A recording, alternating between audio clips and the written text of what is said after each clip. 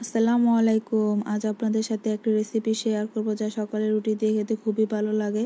কড়াই গরম হওয়ার পর প্রথমে দিয়ে দিল তেল ও পোলাও পাতা, তারপর দিয়ে দিচ্ছে পেঁয়াজ কুচি ও কাঁচামরিচ, এখন দিয়ে দিল তেজপাতা,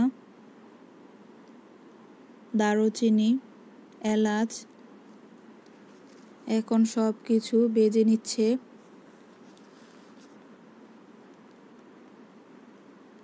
পেঁয়াজের কাঁচা স্মেলটা চলে যাওয়ার পর দিয়ে দিচ্ছে আদা রসুন বাটা। তারপর আদা রসুনের কাঁচা স্মেলটা চলে যাওয়া পর্যন্ত ভেজে নিতে হবে। এখন দিয়ে দিল পরিমাণ মতো লবণ, হলুদ গুঁড়ো। এখন সবগুলো মশলা কষিয়ে নেবে। কষানোর পর দিয়ে দিচ্ছে একদম চিকন করে কেটে ও ধুয়ে রাখা আলু।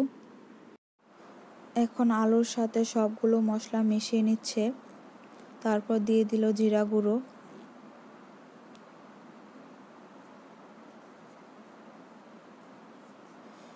এখন আলু সেদ্ধ হওয়ার জন্য 10 মিনিট ঢেকে রাখবে, কারণ নতুন আলু সেদ্ধ হতে বেশি টাইম লাগে না, 10 মিনিটেই সেদ্ধ হয়ে গিয়েছিল।